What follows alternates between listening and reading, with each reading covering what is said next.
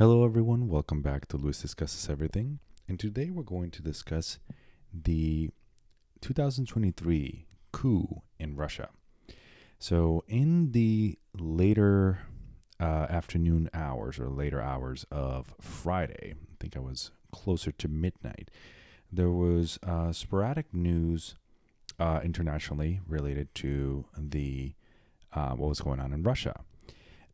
In those intervening hours, one of the splinter groups, mercenary groups in Russia, fighting on behalf of the Russian government in Ukraine and other spheres in the world like Sudan and Syria, declared their intention of rebelling against the Russian government. And so in a span of about 24 hours, it took most of Saturday and into the early hours into the later hours of Saturday, into the early hours of Sunday, you had an attempted coup in Russia. And I'll explain a little bit more about that in a minute. So it basically started off from the front lines of Ukraine that you see over here. This is a map. It's provided by Wikipedia, but I think it's one of the most comprehensive ones. So the Wagner Group was stationed around this area that you see here. So southeast, portions of the Luhansk People's Republic, if I'm not mistaken. I think this is Donetsk and this is Luhansk, if you follow, or southeast of Ukraine proper. They're stationed there as very seasoned fighters of the mercenary group, which is the Wagner mercenary group, it's called. So they staged a mutiny, propagated by their leader, which is not this guy right here. So his name is Yevgeny Prigozhin. So he's the owner of the Wagner Group military company. So this guy right here, there's just a fan, apparently. This was after the coup ended, but I'll talk more about that later. But just to give you context, this is the guy we're talking about. So this started off in the front lines they crossed the border back into Russia, and they captured the city of Rostov. And from there on then, and this is an important development because the city of Rostov is basically the logistical military capital of Russia, right? All the military logistics going on in the Ukrainian conflict were happening from here, so this was significant. So this raised the alarm bells for the Russian government. They made it all the way to Voronezh. So that's another important crossroads because it connects a number of different provinces in eastern western Russia.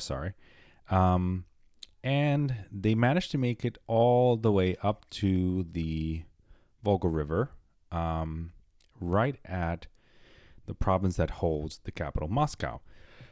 And it was all over the news. It was causing quite a lot of stir, in the sense that it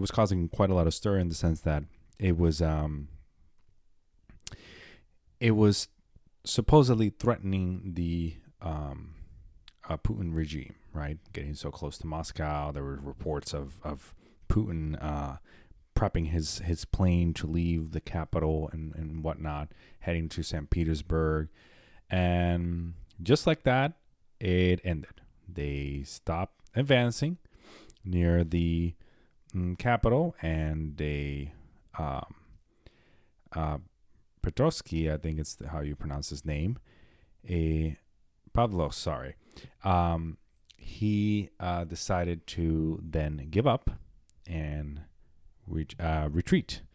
So a lot of news media outlets, including Al Jazeera, Associated Press, and whatnot, Russia Today, they stated that they made a deal with the Russian government to retreat.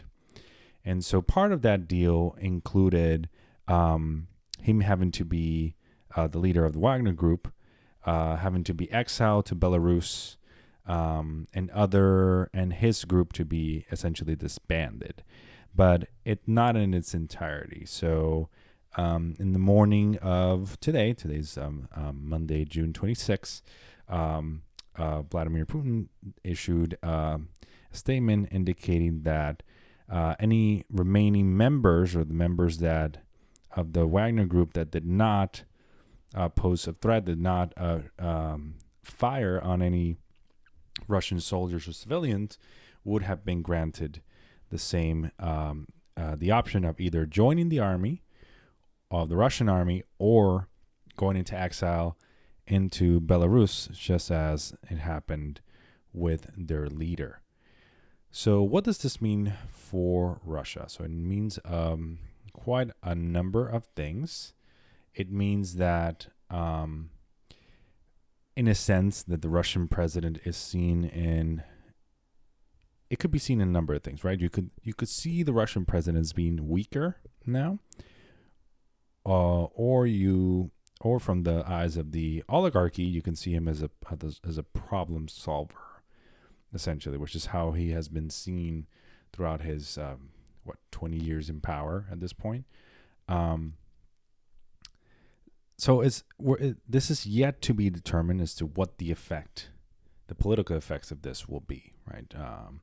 On the front lines, Ukraine was already taking advantage of this, launching a counteroffensive. I mean, they've already been in a counteroffensive mode, but more so now that there's inner divisions within the Russian army, right?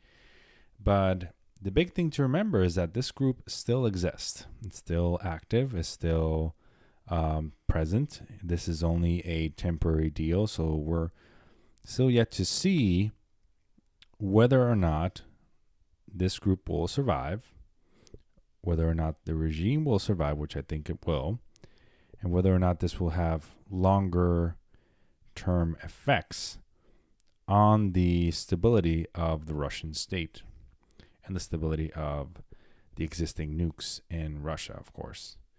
So thank you so much for watching. Please leave a like, subscribe to the channel, and I'll see you guys in the next one. Bye-bye.